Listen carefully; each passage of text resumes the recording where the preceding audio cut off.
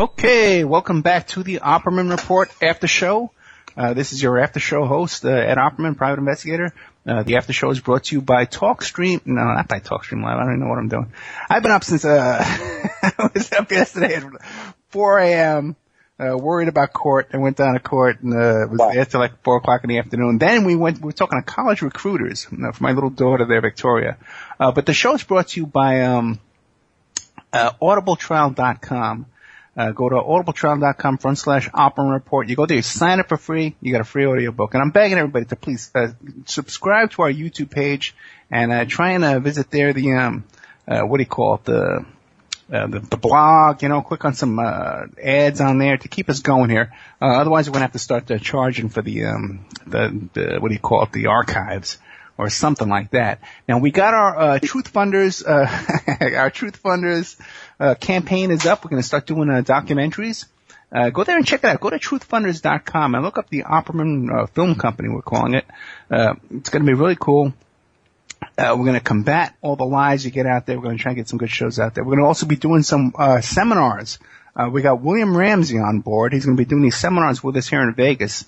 We're going to be doing presentations. He's going to do a West Memphis 3 presentation. But we have Sarah Jane Woodall from WonderHussy.com. I had her on my show, and she would do a great presentation because she has incredible photographs that she takes in her modeling work out in the desert, all kind of her adventures, Burning Man. Incredibly entertaining woman, incredible artist. And right now they are they're filming a documentary on this woman here, on her life story, and it's going to be submitted to Sundance. So it's a pretty big deal. I want to make a quick announcement too on all my legal troubles. I've been whining to everybody all year long since it's been about 1 year, man. We went to court last year. I started the ball rolling in January of last year. And I opened up a big can of worms by trying to get some more time with my daughter. And then, all hell broke loose. And I had to go up against the whole Nevada political system, getting judges elected and fighting this one, fighting that one, and reports everywhere. You have no idea what my year has been like. It's really wiped me out. But yesterday we went to court. I got custody back of my daughter. We have just about the same amount of time as we had before. It's a difference of hours, a few hours we have less. So all that's going good. There is a future court date that could cause some troubles for us. But I think we have it all under control. I gotta tell you, man, when I've had a lot of clients, and if I ever had a client, I worked this hard for a client for a whole freaking year, like I've done on this case, and that client did not prevail in court, I would say, man, well, something's up, something's wrong here. And I gotta tell you, man, I have never dealt with a situation like this before, where I've been pulling rabbits out of hats. You guys, this is gonna be one for the record books. I'm definitely gonna tell this story after the statute of limitations is over. Let's give it about 5 or 6 years. And I'll tell you what the hell I've been through this past year. It's been brutal. But thank God. I thank God for all your prayers, all your support, your cash donations. People like Mike Gray from InfinityHomeplans.com. He's on the line right now. He always joins us every week. Amanda from Pacific West Bamboo. The New World Mexican Women. Jerry B. Who's one of the producers over at Revolution Radio. People like Joe DeToma. People like all the people who donated, man. My friends, my relatives. Sarah. She doesn't listen to the show, but she's an old friend. A lot of people that don't listen to the show. But God bless you all. Thank you all so much. Maria, who prayed with me, so much. And everybody who loves Victoria and loves me, I can't thank you enough for all your support this past year, guys. I love you all, and we thank you all. You have no idea how much we thank you. And we're onward and upward. Now we're focused the same day, all this, the night before court. The Truth Funders campaign went live. I had no time to promote it. I couldn't even put a press release out yet. But everything seems to be falling into place for us. And I really believe that once we get this behind us, that we'll get back to fighting the good fight with people like John Potash and good old Cisco Streetlove and these guys here. But we are here tonight with Cisco Streetlove, the author of Yesterday's Shame, The Atlanta Child Murders. The guy has real quick, man, I want to thank all the guys to my producer, Ann Francis, and Christoph, Scott Moses, and Keith Davis, and all those guys too as well, man, that have been with me, and Patty Walking Turtle and Scott Hare and all these people, man, that put so much blood, sweat, and tears into this show every week. You have no idea how hard these people work for you. Okay, they really, really do, and I can't thank you all enough. But we're joined by Mike Gray from InfinityHomeplans.com, my sponsor and good friend. Mike Gray, you have a show coming up, right? Your own show? Sorta, yeah, just a simple interview show, nothing too fancy. Oh, well, nothing. Okay, well, don't even bother listening. No. Tell us about the show, Mike. Come on, what do you got coming up? Don't be shy. It's just called Parlay, and, it's just a discussion with and my first guest will probably be Wolfgang Halbig. Okay. I interviewed him. I did an hour interview with him, and it was mostly him talking. He was just telling what's going on with the investigation in Sandy Hook, and it was pretty good, Okay, so and I also contacted Professor James Tracy. That's the professor after Sandy Hook happened that he just questioned the events and said that right. it could be staged, and Anderson Cooper went off on him, and I talked to him, and he knows Wolfgang, and I'm probably going to interview him as well for an hour. So they're pre-recorded so we can put them back to back. Gotcha. And weekly, when is your show going to be on? We don't know yet. Okay, you're going to be opposite me? You're going to take away my listeners? You're going to steal my whole show? Okay, now, listen, I love you, man. The other thing too is, it's going to be about Sandy Hook every week? No, sir. Okay. Sean David Morton, I'm a fan of his too. He agreed to, I could interview him. Get the hell out of here, really? Yeah. Okay, very good. Now you hear the drama today with Sean David Morton on his show? No, I missed it. What happened? Oh, there's some pretty good drama out there. Well, I have a recording I want to send you too. Okay, there's a lot of stuff going on behind the scenes, man. A lot of, just goofy stuff. People making accusations, all kind of crazy stuff. Mike, you have a question for our guest, Cisco Streetlove? Yeah, I've been listening, and I just wanted to, the first guest with Mark Potash, and obviously Cisco Streetlove, I'm sure knows all about Martin Luther King. The only thing I just wanted to add was that the oddity about Martin Luther King was he was gunned down at the Lorraine Hotel, which Lorraine, the House of Lorraine, is an Illuminati family. And also wasn't he guarded by, state troopers, black Alabama state troopers? Oh yes, you have some black people involved in these, yes. And they were pulled the night before. All his police protection was pulled the night before so that they weren't there that night and that morning when he was killed. And also, what's his name? Reverend, who's not Al Sharpton. Jesse Jackson? Yeah. Jesse Jackson went and got him, and he was right next to Jesse Jackson when he got hit. Mm-hmm. Jesse Jackson was right next to,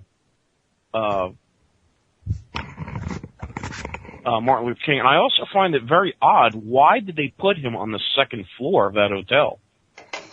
Mm-hmm. Well, what do you got, Cisco? No, look, every question that you brought up, I've grown up with that stuff for years. It was a setup. It was a perfect assassination. Correct. Yeah. James Earl Ray, he was a convenient patsy. He tried to break out, but it's real cold.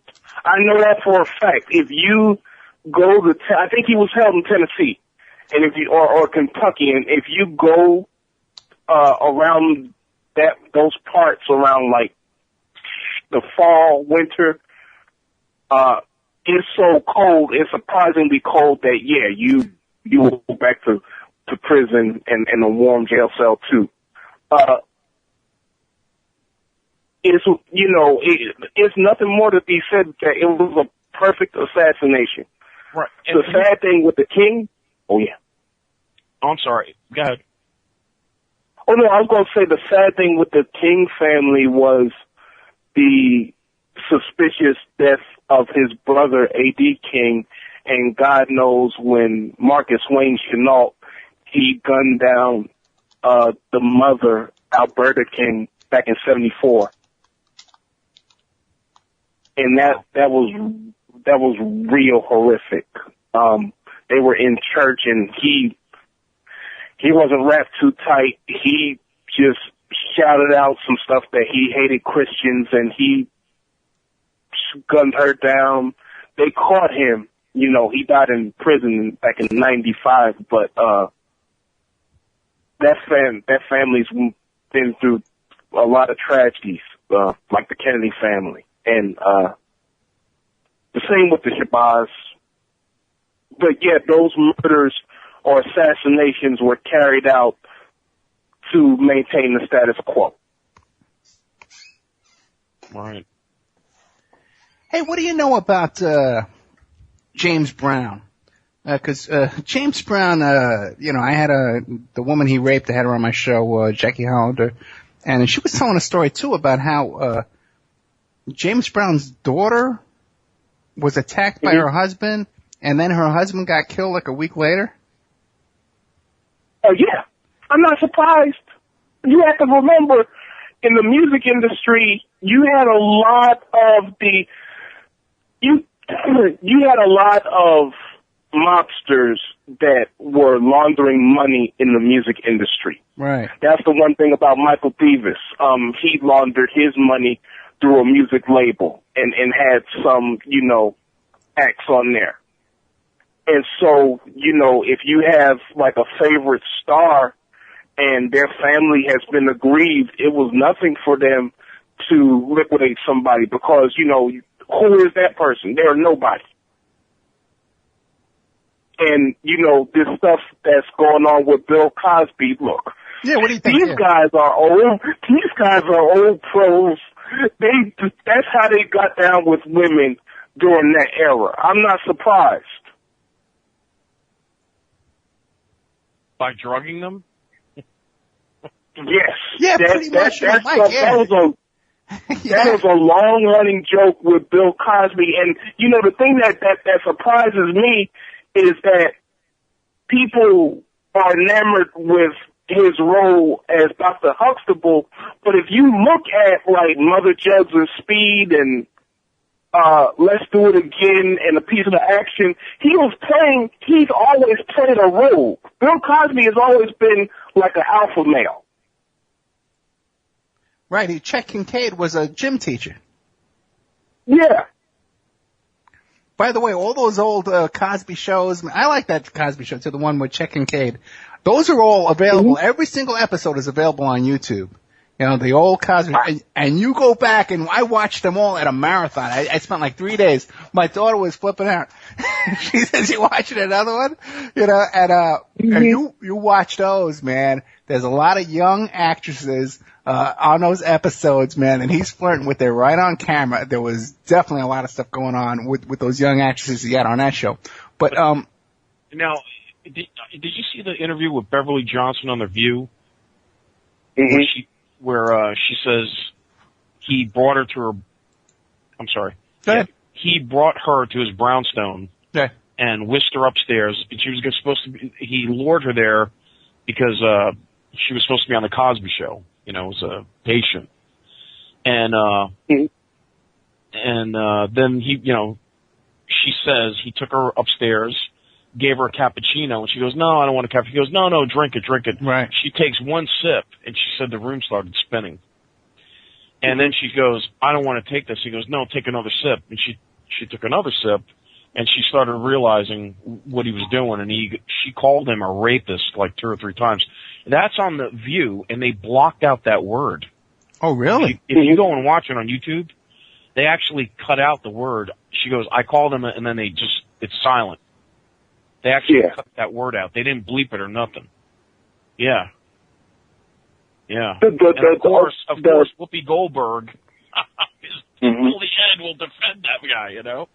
Yeah, what happened to Whoopi Goldberg, man? She was cool, you know, when she got started. What happened to her, man? She's a sellout. Yeah. Complete sellout, yeah. Mm-hmm. Even Wendy Williams, you could go on YouTube and look up Wendy Williams said what she said about Bill Cosby, you know.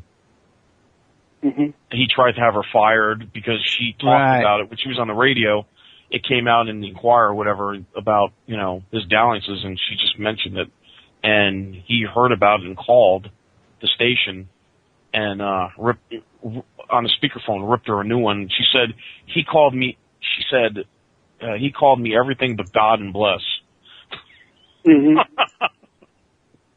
See, the problem with a lot of the women, I'm going to be honest with you, is their those who were not underage, it's their reputations, because it's like, okay, if he sexually assaulted some college student that, I just ran into Bill Cosby, and all of a sudden, he raped me. A lot of these cases, they went willingly with him, and see, with Beverly Johnson, that lady's been in all kinds of stuff over the past 40 years. She did a record, like a disco record. That's not indicative of a person's character, but it's the reputations that these victims have a hard time making the case. It's not just a cognitive dissonance with Bill Cosby, but I'm gonna be honest with you, I'm not surprised, because him and a lot of stars, that's how they treated women during that era. You know, also too, you know, Cosby was buddies with Richard Pryor. So now you hear about Cosby using drugs all over the place. It makes sense, you know? Mm-hmm. Yeah, no, he was he did all kinds of stuff at the Playboy Mansion. Right. And Bill Cosby, he was notorious for being a playboy. Right. Because that's, you know, his whole persona. He was neatly dressed on. You saw how, like, Richard Pryor was casual when he got on the stage. Right. Bill Cosby, he was always dressed to the nines. And, yeah, I'm not surprised. You gotta wonder why he would even want to do these comedy acts right now. He definitely doesn't need the money. This guy lives, his place in New York, just those brownstones he has not brownstones, but those houses he has in New York City, those were previously owned by like the DuPonts, you know? This guy is, you know, serious money. By the way, we have Mark Ebner coming on, who wrote about Bill Cosby years ago, and now he's going around, he's doing his I Told You So tour, and we have him coming on in a couple of weeks. Yeah, I know, man. You want to know what, man? Cisco, you're going to love this. He was on my show previously. We talked about all this stuff. He's into a lot of stuff, too. He has a lot of information about, like, Paris Hilton and Paul Barisi and a lot of good stuff. And he brought up Bill Cosby to me, but I missed it. He wanted to talk about it then, but you'd think I would have got a big scoop. But he's coming on. He's coming on in a couple of weeks. Next week we have coming on Dave McGowan, who's going to be talking about the moon landing hoax. So we got Potash and Cisco Streetlove on the same show. This is going to be huge ratings on YouTube. Then we got McGowan coming up. Then we got Ebner coming up. These are all heavy hitters. So we should be getting like 100,000 hits in this next month on next YouTube. time Mark Potash comes on, maybe his wife won't. You know. Yeah, I know, right? We have to get Potash a good divorce lawyer, man. You know? Yeah, I know. Maybe we should call him Whiplash instead of Potash. No, we love you. We love you, John. We love you, John. So we're taking calls too. If anybody wants to call in, you can call in 702-605-4894 or wait a second, or ed.opperman. Go ahead, Mike.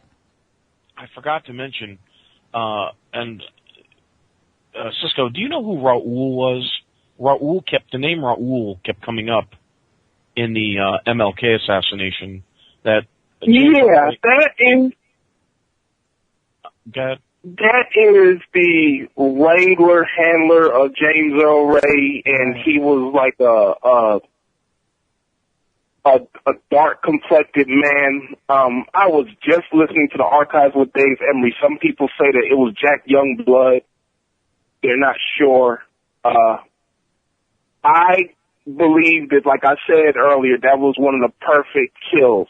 And they, you know, by the time they worked their way down to Dr. King, it was a walk in the park for these people. Do you think so all the stuff? I'm sorry. Do you think all of his entourage was in on it? I'm going to tell you the after effect is that they fell in line. The whole goal was to not make any waves. For example, when I don't think John Lewis was in on it, but Andrew Young, he is no true civil rights activist. I know for a fact when he was mayor of Atlanta, the people were not his top priority. And when you're talking about Jesse Jackson, you know, his brother was with the El Rukins. There's a picture, Ron Chapisic, he did the book Black Gangsters of Chicago, if you want to, you know, fish it out, to be honest and fair. He has a picture of Jesse Jackson, Mickey Cogwell, and Jeff Fort. And then years later, Jesse Jackson's brother, Noah Jackson, he was convicted of some activity with the El Rukins Black P. Stones. So you had a lot of people, like when you mentioned earlier with Muhammad Ali and Major Coxon, you had a lot of people who were in the limelight. They had in their entourage a lot of the underworld officials or the underworld figures for protection, for influence, because those were the people in Black America that had money back then. Okay? So a lot of the underworld officials, the pimps, the narcotics traffickers, the numbers kings, they were the ones that had money, and they were the ones that were laundering the money into entertainment. So that's why when you hear about even Frank Lucas in American Gangster, that story that he relays about Lloyd Price, that's true. He was a close friend of Lloyd Price. These were the people that financed, you know, the money to make records, to have nightclubs and what have you. You know, it's interesting you mention that because, you know, Geraldo Rivera was a member of the Young Lords. Right. Yeah, right. A street gang in New York City. And so was Felipe Luciano, and I forget the other guy's name. And they all went into the media after that, you know? Yep. And Geraldo as well used to party on Adnan Khashoggi's yacht. You know, yeah. You know? AKA Jerry Rivers. Well, whatever. But the thing is, but also too, Geraldo used to party at Studio 54 with Michael Jackson. Okay, and who also used to party on Adnan Khashoggi's yacht. You know the story about Adnan Khashoggi. You know, he testified that he was donating 10% of his income to Osama bin Laden. Okay, and this guy's best buddies with Donald Trump, Elizabeth Taylor, Michael Jackson, Geraldo Rivera, and Coulter. Okay, all these guys are all buddies with a guy who financed Osama bin Laden. You know, what more can you ask for? They're all on Fox News. You know, it's crazy. But the whole street gang connection to then getting, how do you go from a street gang to being like Geraldo especially? This guy's a multi-millionaire. Has his own island in Puerto Rico. Has his own helicopter. You know, owns several newspapers. You know, what the hell's going on there?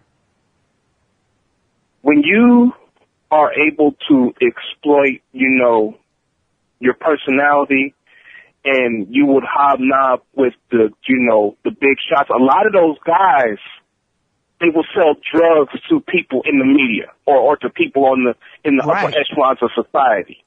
So that was their entry in. And that's what you always had. That's just like in hip hop, just like in, other music genres.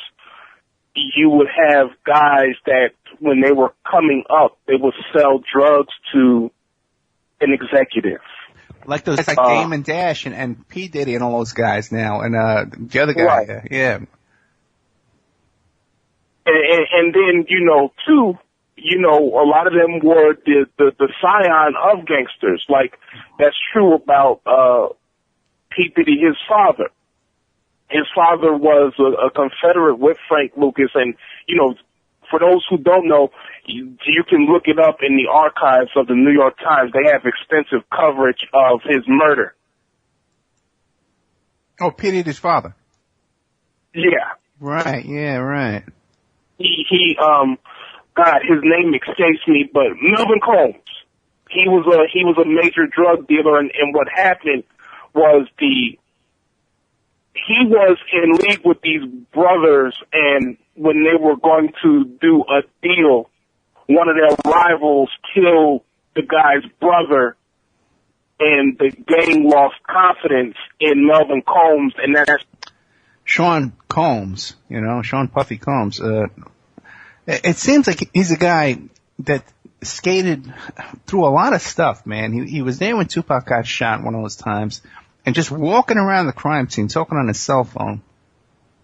Mm-hmm. That shooting in New York, where he was there with Jennifer Lopez, I know someone who was there on the scene, and when the pregnant woman was taken into the ambulance, the ambulance, she said, P. Diddy shot me in the hand. P. Diddy shot me in the hand. And they were actually putting their fingers in their ears saying, I can't hear you. I can't hear you. Okay. Yeah. Who did this? Like the ambulance drivers and the cops there. They were. Yes. Put their fingers in their ears saying, I can't hear you. I can hear you. And P. Diddy was sitting there on the curb next to his limo driver, driver, and Jennifer Lopez, screaming, I'll pay you $50,000 a year. I'll give you $70,000 a year. I'll give you $80,000 a year. And that's what went on there. And then, he got out of that. He skated out of that with who? Mark Garagos, who later on represents, Michael Jackson and all that kind of stuff. It's all connected. Yeah, because, a lot of hip hop was financed by the early drug traffickers, the right. 5%ers and stuff. And then, P. Diddy, he had a lot of the Greenwich Village support. That's why his rap, it leans to a certain genre or certain population. And that was another reason why Tupac was killed, because, by and large, he didn't swing that way, and they were shifting hip-hop at the time, because when Tupac Shakur came to his apex, it was pro-black and, it was, as they say, Afrocentric. But by the time P. Diddy came along with Bad Boy, it had gotten very materialistic and commercial. Right. And because there is a lot of homosexuality in hip-hop. Eazy-E. Yes, and what about Dr. Dre? Yes, he's... Yeah, right. But not publicly, right? I know all the guys. No, these guys... a lot of these guys, they are gay, and they just don't care. Right. You have to look at it like this, when they were children, a lot of them were molested. And, so to placate them, they got with the right molester who gave them money, and, they've been on that gravy train ever since. That's so true, there's this myth that, when you go to prison, you're gonna get raped, but there's a lot of guys who grow up in foster homes. They've been raped and then become street prostitutes, you know, and then they get into prison. They become prostitutes in prison. So there's a lot of sex. There's a lot of voluntary sex in prison, you know. And another thing I want to bring up. You go ahead. Oh, no, I apologize. Go ahead, sir. No. Listen, I'm exhausted. Yeah, I'm so tired right now. I have no idea, man. I'm kind of scrambled. My brain's a little scrambled. I'm going all over the place. But another thing I wanted to bring up too, because you keep talking about Frank Lucas, is my ex-partner, Bobby Harris, is the guy who arrested Nicky Barnes. He arrested Nicky Barnes and Nicky Barnes tried to bribe him with the. I think it was $180,000. Nicky Barnes tried to bribe me. Yeah, right. I know. This was like back in the 70s, man. It was real money, and it was kind of funny. Yeah. And I've heard the story a million times. So he tells the story so funny. This guy's hysterical about how he got Nicky Barnes to make the bribe, and then they kept calling the sergeant out, and he says, "Well, we need more money. What can you take us?" And then they took him around. But the real funny thing is when I had Jim Rothstein on the show, and I brought that up. He goes, "Well, yeah, everybody knew that Nicky Barnes had $250,000 in the account in front of people." But you can look up the case. I think it was 180,000, or maybe it was 80,000. I forget. But it was funny because I kind of believe that story. It might have been more than made it to court. Yeah. Yeah.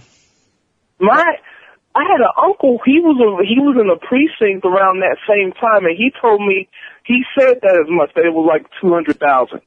Yeah. And so you're on point. But you know what happens when you're counting that much money? Some of it falls on the floor. It gets swept away. You can't find. Accidents happen. It's all there. Hey, you know what? We're at the half hour. Let's take a little break, play some commercials, and play some music and stuff like that. We'll be right back after this with more Opperman Report After Show. Okay, welcome back to the Opperman Report After Show. I am your host, Private Investigator Ed Opperman. We're only going to be going another 20 minutes tonight, and I'll be honest with you, it's because I'm exhausted, okay? I was in court all day yesterday, and you don't even know. You guys, I was up at 4 a.m., and then I had to go to court. Thing was at 10:30, and I had to go, and I was abused by this judge. Okay, you have no idea. If people saw this, man, and saw how this judge was abusing me, insulting me, and then giving my ex-wife's lawyer advice on how to take me down. I'm representing myself. I tell you, it was. Don't you have the court? What do you call that? The court transcripts? Yeah, it's on video. We got the videos available. Yeah. And we're gonna put all. Oh man. You should make a YouTube thing, Dude, we are gonna give me a couple of years, okay? I gotta get my kids. She's gonna be 15 in November, and what do you call it? Then we're gonna and then I can do whatever I want, pretty soon I can pretty much do whatever I want. Yeah, and then we'll bring all this out. As a matter of fact, my kid wants to come on the show, tonight. You guys mind? Yeah. No. You sure? Cause she just did that thing about police brutality. Maybe she has something good to say. Cause let's see what's going on here. Good old Victoria Maria Opperman, host of Teen Truth, which is, kind of, in, limbo as far as a station. If anybody wants to pick up, Vic's show, Teen Truth, she's going to be doing a podcast coming up in the future, but she's looking for a radio station home that wants to produce her and put it out there. But while we're waiting for her, Mike, you got any questions for good old Cisco Streetlove? Or? Yeah, hey Cisco and everyone else, have you seen? There's a guy. He's pretty interesting. He puts out on YouTube. It's called A Black Child Production. Have you seen that? No, I haven't. Oh, yeah, you look it up, A Black Child, but what he does is, he notes that all these hip-hop people and all these artists, before they hit it big, what he calls the $20 million mark, they have a death in the family. And he was, showing okay, what's her name? Who's the girl? Hudson? Yeah, Jennifer Hudson. Her mother and stuff. Her family was murdered in Chicago. Bruno Mars lost her mother before he got big. Kanye West lost his mother. Lady Gaga. Yeah. Her partner was pushed out a window. Pushed out of a window. Yeah. All these people that just before they hit it big. Even Mike Tyson's daughter, his 3-year-old kid, and they're always away. He says they're always out of town when this happens. And he's saying that it's a blood sacrifice, that they know it's coming, and they're told to, do you want to, to be in the club, and what he calls the $20 million club, that you have to do a sacrifice to the Baphomet. That's what he says. It's pretty interesting. His videos are really good. I mean, that's the story of the music industry. Like I said earlier, a lot of the people in those cults, they're in the criminal underworld. That's one of the reasons why they're in the criminal underworld. And yes, they're in the music industry and entertainment overall, and that's how they get down. That's what they do. They keep. Right. They love to kill people. They have sacrifices. Well, and he was saying, oh, I'm sorry, go ahead. Oh, no, please continue. Well, he was saying the reason why according to him, that Jay-Z and Beyonce's sister got into a fight in that elevator? Right. Mm-hmm. According to him, the sister is hearing chatter that they're going to want to sacrifice her. She has a 3-year-old boy. Because Blue Ivy is not really Beyonce's child. Because that wasn't, she had a fake pregnancy. Mm-hmm. Did you hear about this? And that's the reason why she blew up at him in that elevator. That's what they're saying. I don't know if that's true. Yeah. Well, there's always been talk that Beyonce is a lesbian. I'm not surprised.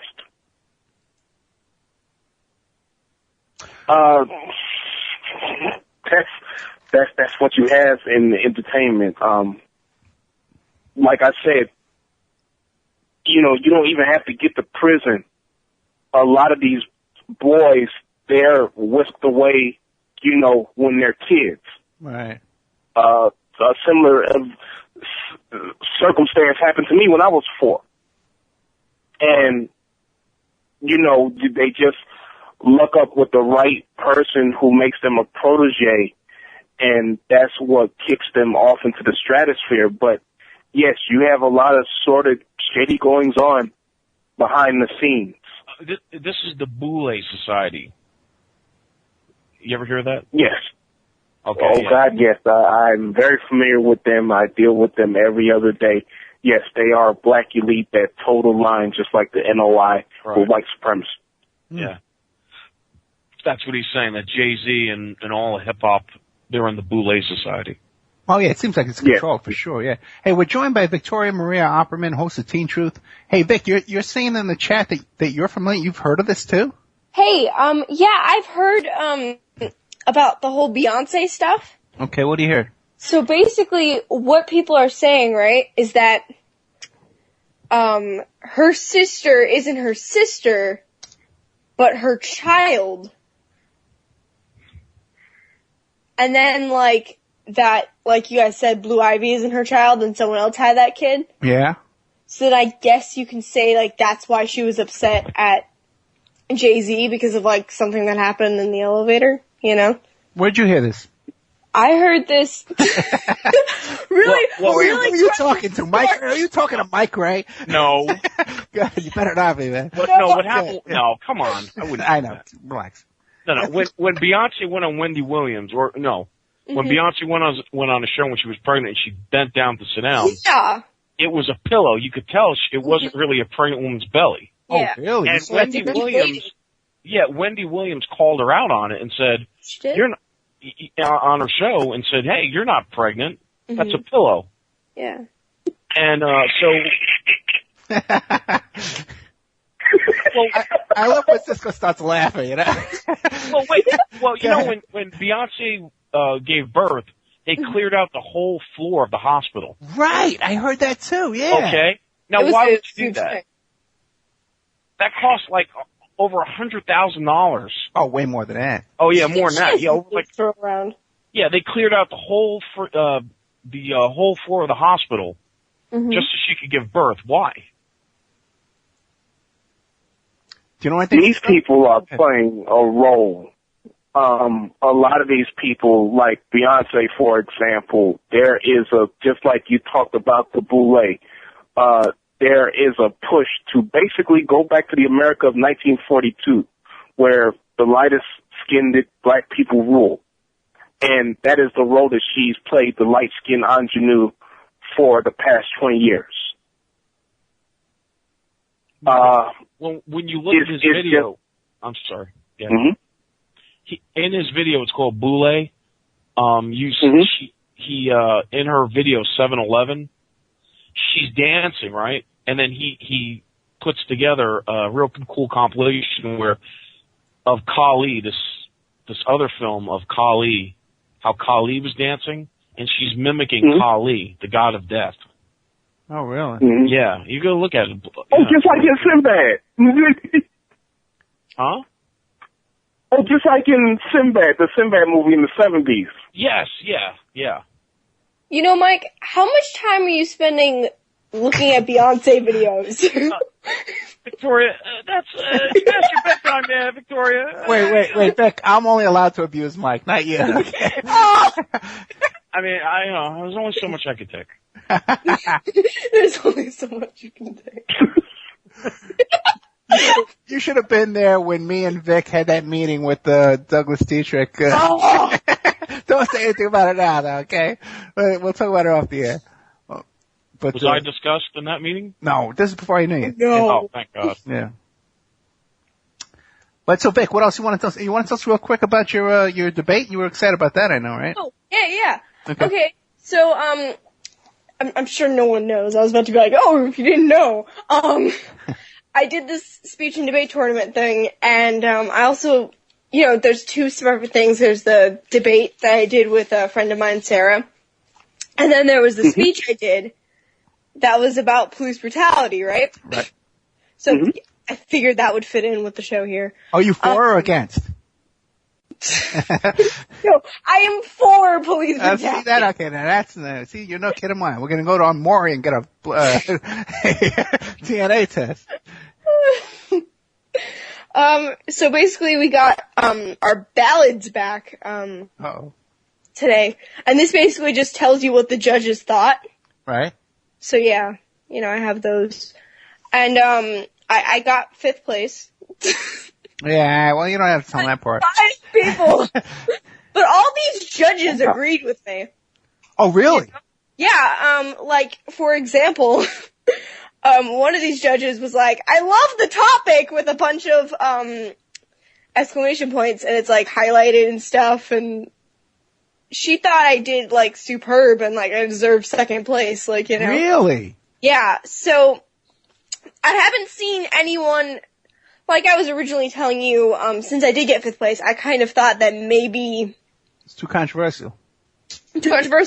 Which some people said, but most of the people said like, oh, it's a relevant topic, and great job on choosing a very controversial topic and picking a side, very brave and stuff.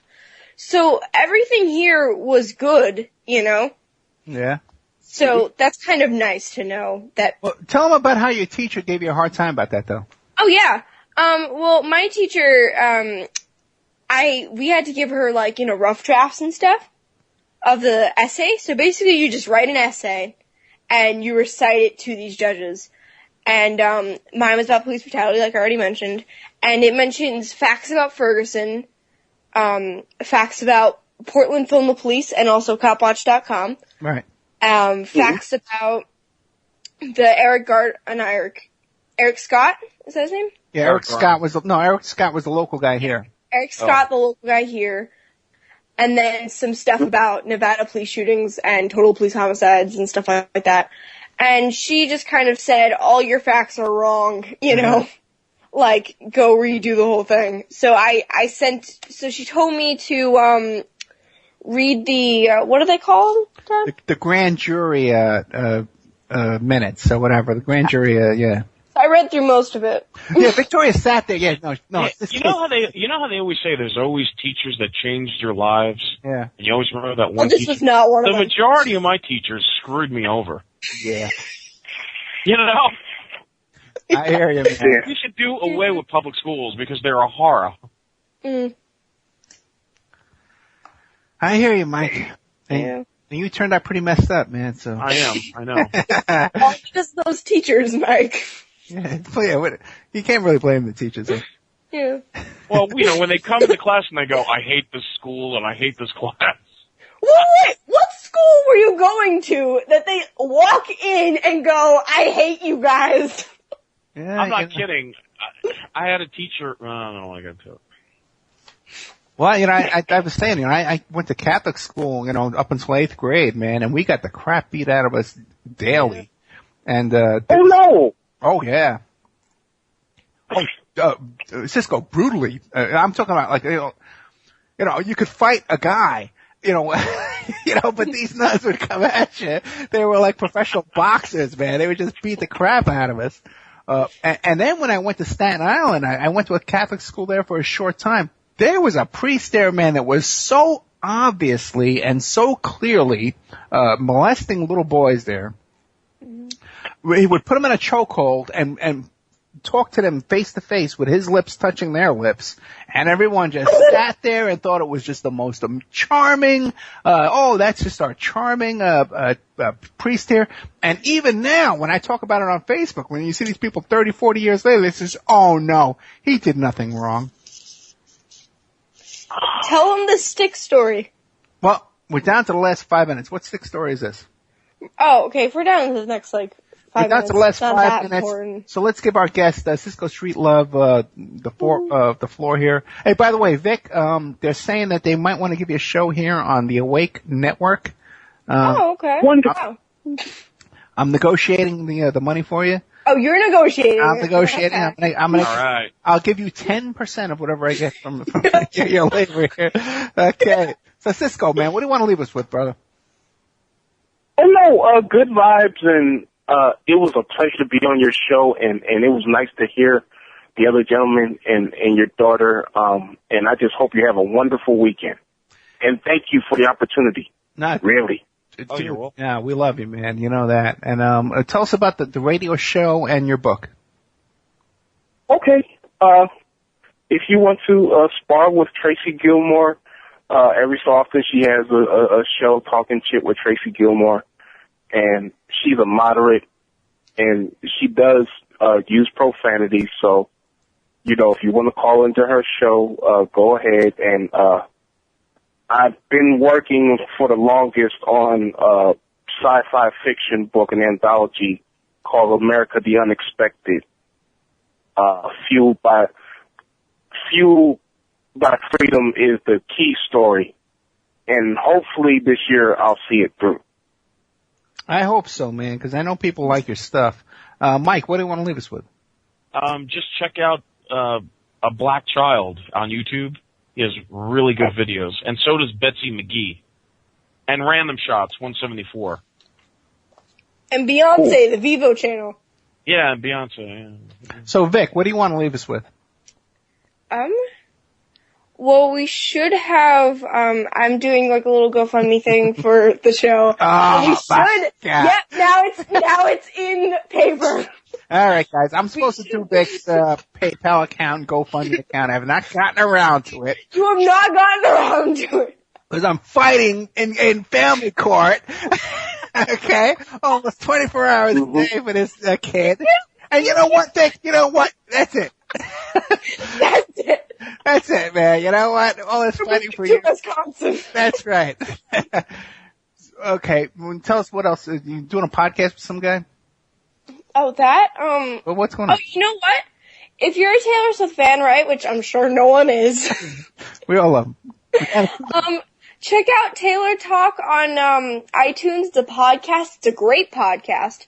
I'm talking to one of the guys on there, and he's helping me out with, getting my podcast started, which is why we're doing the GoFundMe account, which should be up tomorrow. Any minute now. Any minute now. I'm gonna stay up 24 hours a day. I'm gonna build my own meth lab so I can work 24 hours a day for all the people who need my help. Mike Ray and Cisco Streetlove, what do you think about Taylor Swift and those pictures where she looks exactly like Anton LaVey's daughter? Really? You don't say. Yeah. Yeah, I didn't either. Google Taylor Swift, Anton LaVey's daughter. And same time next week, same bad time, same bad channel. Hey guys, thank you all for coming on. Victoria, I love you. Mike Gray, I love you. Cisco Streetlove, I love you. Patty Walking Turtle, Patty, real quick, promote, quick, come on. Yeah. Okay, Turtles are real slow. quick, Turtle Talk, Monday nights at 4 p.m. Central Standard Time, where the Wild Things Grow, Saturday at 3 p.m. Central Standard Time on the Awake Radio Network. You really are a turtle. Okay, guys, I love you. Next week is Dave McGowan. I think we're off the air. That'll be a great show. Yeah. Are we off the air?